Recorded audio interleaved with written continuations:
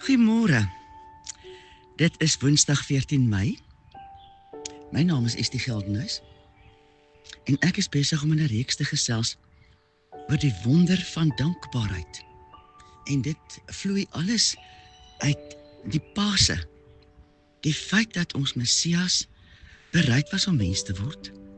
Hy het geweet hy gaan sterf aan 'n kruis en nogtans het hy alles gedoen wat hy op aarde gedoen het, sodat hy kon sterf ter helle neerdal en dit terwille van my en jou. Want hy het opgestaan en hy sit vandag aan die regterhand van God die Vader. En ek en jy moet leer om in dankbaarheid te leef. En toe lei ons Vader my om te kyk waarvoor en op watter wyse kan ons regtig dankbaarheid leef. En die name van die Almagtige en die betekenisse daarvan is so wonderbaar, dat ek net gelei gevoel het om daarna te kyk, en dit is waarmee ons besig is, dat ons kan sien, want onthou sy karakter is verskuil in die betekenis van sy Hebreëse name, en wanneer ons na sy karakter kyk, dan weet ons wie hy vir ons is, en uiteindelik ook waarvoor ons werklik in detail dankbaar teenoor hom moet wees en hoe ons dit moet uitsê. Nou, die twee name waarna ek graag vandag wil kyk, is asseblief Elyon, wat beteken die Allerhoogste, en dan ook Olam, wat beteken die een wat groter is as tyd. Tyd is nie vir hom 'n kwessie nie, hy het tyd gemaak. Maar kom ons kyk eers na Elyon. Elyon verwys na die Allerhoogste. Ja, die Allerhoogste. Daar is maar geen mag of krag of posisie in die ganse skepping groter as Elyon nie. Dink aan 'n groot maatskappy, 'n skool, 'n tersiêre opleidingsinstansie. Hoe klein of hoe groot, alles het 'n hoof. Die een met die laaste sê, die finale bepalende sê. So is Elyon hoof oor die ganse skepping, sy skepping wat hy gemaak het. En alles wat deel daarvan is hy die hoof. Ja, dat is 'n vyand, 'n sliefvyand, wat alles probeer om ons by te kom, of te ontmoedig, of te na te kom. Maar daar is een Elyon. Hy weet alles. Elyon het die finale sê oor alles. En hy het reeds die oorwinning tot in sy finale stadium oor sy groot vyand Satan volledig bepaal. 3 dinge. Hy weet alles, hy het die finale sê, en sy oorwinning oor Satan is reeds afgehandel. Tot die tyd van die groot grand finale sal die vyand alles ingooi wat hy kan om ons lewens moeilik te maak en te versuur. Maar Elyon is altyd in alles hoër en groter as hierdie vyand. Kom ons oefen om hom daarvoor te aanbid, dat hy groter is, magtiger is, dat hy altyd een voor is voor hierdie vyand. Gee erkenning aan Elyon. Weet dat hy groter is as enige iets wat die vyand in hierdie lewe oor my en jou kan begeer. Die vyand slag by tye, maar juist dan moet ons in lofprysing en aanbidding voor Elyon kom. Erken hom vir wie hy is. Spreek geloof uit oor die verlossing wat hy altyd weer bring. Juig in dankbaarheid in hom vir wie hy is. Dit is alles die waarheid. Elke keer wanneer ek en jy sy almag bely, glo ons self dieper daarin. Hoe meer ons dit met dankbaarheid bely, hoe meer werklik word die waarheid daarvan vir ons en ook in ons.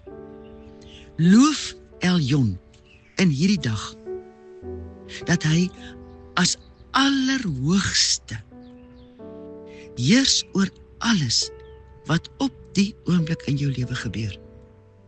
Loof hom in blydskap. Verstaan jy wat ek sê? As ons aan Eljon dink en ons besef, daar is nie 'n faset van my lewe wat nie aan hom bekend is nie. En ek begin dan dankie sê, dan weet ek mos ook. Die vyand het nie eers 'n kans om hier in te kom, terwyl ek 'n verwagting het om slegs te fokus op dit wat Eljon, die allerhoogste, in my lewe is. Die tweede naam Olam, dit verwys na sy ewigheid. Besef ons, dat hierdie God in wie ons glo, op geen manier aan tyd gekoppel is, in die sin, dat tyd groter is as hy nie. Hy het tyd geskep, hy heers daaroor. Die woord Olam verwys na ewigheid, letterlik sonder begin en sonder einde. Hy is groter as tyd en word daarom op geen manier deur tyd aan bande gelê nie. Hoor hoe lees Psalm 103 vers 17 en 18. Maar die goedertierenheid van die Here is van ewigheid tot ewigheid oor die wat hom vrees, en sy geregtigheid vir kindskinders, vir die wat sy verbond hou en aan sy bevele dink om dit te doen. Nie net te weet nie, maar te doen. Die naam Olam dui ook op die volmaakte tydsberekening vir dinge om te gebeur. Hierdie wete sluit ook goddelike orde in. Ek lees vir jou 2 Korinte 10 vers 4 en 5, want die wapens van ons stryd is nie vleeslik nie, maar kragtig deur God om vestings neer te werp, terwyl ons planne verbreek en elke skans wat opgewerp word teen die kennis van God, en elke gedagte gevange neem tot gehoorsaamheid aan Christus. Wat sou hierdie skanse wees? Dit kan ongeloof wees. Dit kan ongeëgtheid wees. Dit kan doodgewone ontkenning wees van wie jy is. En weet jy wat? Dit is so maklik om sommer net in 'n dag in te hol en hastig dit en hastig dat en daai is dringend. En in die proses onthou ons nie eers dat hy voor ons uitgaan nie. Weet jy, ek wil vir jou aanbeveel, as jy dit nie het nie, kryf jou 'n joernaalboek en skryf die gedagtes wat in gebed opkom neer. Skryf ook gedagtes van aanbidding neer, maar ook gesprek met ons Vader. Skryf dit neer. En weet jy, as daar dinge is wat jy later weer aan aandag gee en jy gaan terug in jou boek en jy sien, my aarde, ek het daar al gevra hiervoor en kyk, hier antwoord Vader. Dit is absoluut 'n kosbare gebruik om te beoefen. Maar dan wil ek graag hierdie gesprek afsluit met 'n teksvers wat my elke keer tot in my wese ruk as ek dit lees. Ek lees uit die Amplified vertaling en ekskuus as ek dalk jankerig raak, want dis wat die vers aan my doen. Spreuke 16:3 uit die Amplified lees so: Roll your works upon the Lord. Is dit nie mooi nie? Roll your works upon the Lord. Commit and trust him wholly to him. En dan hierdie geweldige woorde. He will cause your thoughts to become agreeable to his will, and so shall your plans be established and succeed. Dankie Vader, ons eer U, en ons vra, wees ons genadig. Dankie dat U die allerhoogste is. Help ons om dit te onthou en nie toe te laat dat enige iets anders ons van balans afgooi nie. En dankie dat U ewig is. Olam, dankie dat tyd nie vir U 'n kwessie is nie. Dankie dat U alles weet, dit wat in ons verlede lê, maar ook dit wat nog kom. Help ons om asseblief klaar te maak met dit wat was.